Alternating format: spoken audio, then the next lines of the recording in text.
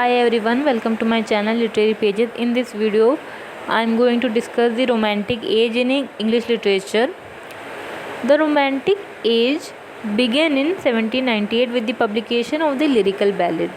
तो lyrical ballad जो थी वो एक बुक थी जो 1798 में लिखी गई थी. उसके साथ ही रोमांटिक एज का बिगिनिंग हुई. The book contain the poems of two great romantic poets William Wordsworth and S T Coleridge. तो वो जो बुक थी उसमें दो ग्रेट रोमांटिक पोएट्स की पोएम इंक्लूडेड हैं, विलियम वर्ड्सवर्थ और S T Coleridge. The chief quality of these poems was the free play of poetic imagination. जो मेन क्वालिटी है इन पोएम्स की जो लिरिकल बैलेड बुक में लिखी गई हुई हैं वो ये है कि पोएटिक इमेजिनेशन को फ्रीली यूज़ किया गया है. And it was imagination which was dispelled by the new classicism of the early 18th century. तो जो अर्ली 18th सेंचुरी के जो न्यू क्लासिसिज्म था उसने इमेजिनेशन को काफ़ी हद तक रिड्यूस कर दिया था. The new classical school of poetry taught three things. जो new classical school of poetry था उसने तीन चीज़ें सिखाई. First, poetic theme should be man, society, morals etcetera.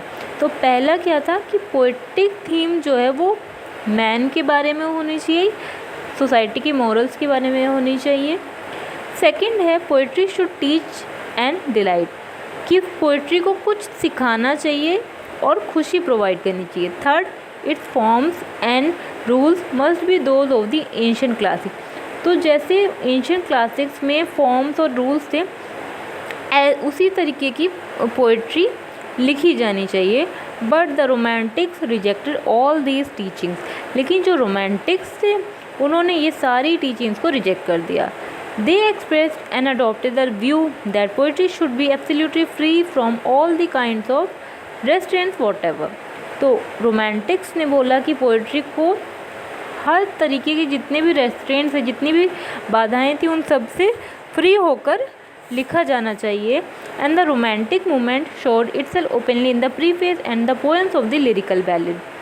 और जो रोमांटिक मूवमेंट था उसने अपने आप को क्लियरली शो कर रहा था लिरिकल बैलेड जो बुक थी उसके प्रीफेस में और उसकी पोएम्स में. This movement is also called the romantic revival. तो रोमांटिसिज्म को एक और नाम से जाना गया, romantic revival. For romanticism had already come up and flourished in the Elizabethan age. Romanticism already आ गया था और फ्लरिश भी करा था एलिजाबेथन एज में. Then gradually it went down. लेकिन फिर धीरे धीरे वो नीचे की ओर जाने लगा. During the restoration period and the first half of the 18th century, restoration और 18th सेंचुरी के फर्स्ट हाफ में it was intentionally subdued by the advocates of new classicism. जो न्यू क्लासिसिज्म के एडवोकेट्स थे उन्होंने रोमांटिसिज्म को intentionally subdue कर दिया. Now I will discuss the characteristics of romantic literature. First है free play of imagination. The most prominent feature of this literature is that it is a product of free imagination. तो main important feature क्या है literature का इस period के, कि ये product था फ्री इमेजिनेशन की. पोएट फ्री अपनी इमेजिनेशन को फ्रीली यूज़ करके पोएम्स, राइटिंग्स लिखते थे. The poet, the pros writer, the novelist, the poetic dramatic, each of them free his imagination sent it into the past, the present or the future or into the unknown land. तो जो poet थे, जो pros writer थे, जो novelist थे, तो जो पोएट्रिक dramatist थे, वो सब फ्री होकर अपनी इमेजिनेशन को पास्ट में, प्रेजेंट में, फ्यूचर में भेजते थे. इवन अननोन लैंड्स में भी भेजते थे. Imagination is not only the basis of his thought. Imagination ही नहीं था सिर्फ उसके थॉट्स का बेसिस, बल्कि also the sheet which covers it. वो शीट भी थी जो उसको कवर करती थी. Second, love of wonder. The second feature of the romantic literature of this period is the representation of the feeling of wonder explain by the writer. तो writer जो भी फीलिंग ऑफ वॉन्डर, मतलब wonder की feeling experience करता था वो अपनी writings में लिखता था. Even the most ordinary things are represented in a striking manner. Even जो बहुत सिंपल चीज़ें थी, बहुत ऑर्डिनरी चीज़ें थी, उन्हें भी बड़ा स्ट्राइकिंग मैनर में रिप्रेजेंट किया जाता था रोमांटिक एज में। According to Pater, the romantics add strangeness to beauty, कि रोमांटिक्स ने ब्यूटी में एक स्ट्रेंजनेस सी ऐड की। दे ऑल्सो रिप्रेजेंटेड और refer to the element of supernatural, तो रोमांटिक्स ने सब नेचुरल एलिमेंट को भी रिप्रेजेंट किया। For example Coleridge, Shelley, Keats and Scott all refer to the supernatural. इन सारे ही पोइट्स ने सुपर नेचुरल की बातें की अपनी पोएम्स में। थर्ड है interest in the past. The romantics also send their imagination into the past, particularly the middle ages. तो जो रोमांटिक्स थे उन्होंने अपनी इमेजिनेशन को पास्ट में भी भेजा, मेनली मिडल एजेस में, and dealt with the such theme that belong to the past, और उन थीम्स के बारे में लिखा जो पास्ट से बिलोंग करती थी। For example Coleridge, Scott and Keats dealt with the themes of the middle ages. इन तीनों ही पोइट्स ने मिडल एजेस की थीम्स के बारे में लिखा। And Byron represent the romance all the enchantment of the east, और बायरन ने ईस्ट के में जो रोमांस था उसके बारे में लिखा।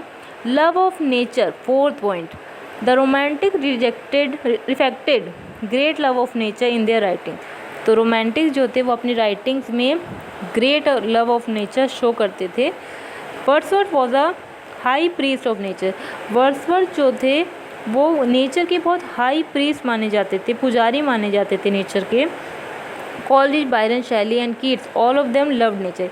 ये सभी लोग नेचर से लव करते थे। They represent its beauty and spirit in their poems like partners and lovers. उन्होंने अपनी सारी पोएम्स में नेचर की ब्यूटी और स्पिरिट को लवर और पार्टनर्स के जैसे रिप्रेजेंट किया है। To them nature was a great thing to represent in poetry and to derive joy from it.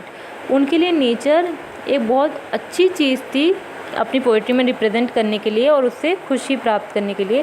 Fifth point है representation of feelings and emotions. The romantic literature is the poetry of the artist feeling. Romantic literature जो था वो artist की feelings की poetry थी। He comes across a thing of wonder which excites his feeling. जो artist था वो किसी भी थिंग ऑफ वंडर को देखता था और जो कि उसी फीलिंग्स को एक्साइट करता था। Then he represent his feelings in the sweetest possible form. फिर वो अपनी फीलिंग्स को स्वीटेस्ट पॉसिबल फॉर्म में रिप्रेजेंट करता था आर्टिस्ट। सिक्स पॉइंट है subjectivity. Another striking feature of the romantic literature is the representation of the subjective as oppose to the objective. Another striking feature क्या है रोमांटिक लिटरेचर का, कि ये subjectivity पे बेस्ड था। मतलब पोइट्स और जो राइटर्स थे वो अपनी पर्सनल फीलिंग्स को एक्सप्रेस करते थे, ना कि ये ऑब्जेक्टिविटी पे बेस्ड था। दे एक्सप्रेस व्हाट दे फेल्ट। जो राइटर्स थे वो जैसा वो फील करते वो ऐसा ही एक्सप्रेस करते थे। Their minds were like lakes. उनका जो मन था वो झील की लेक की तरह था। The objective reflected its image in their minds. जो ऑब्जेक्टिव था वो उस अपनी इमेज को उनके माइंड में रिफ्लेक्ट करता था। And they represent it at seem to them or as it would could give them and their readers intense Joy.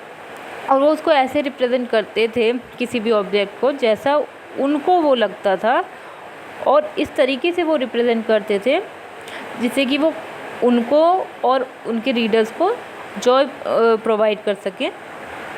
So this was the romantic age and its characteristics. Thank you.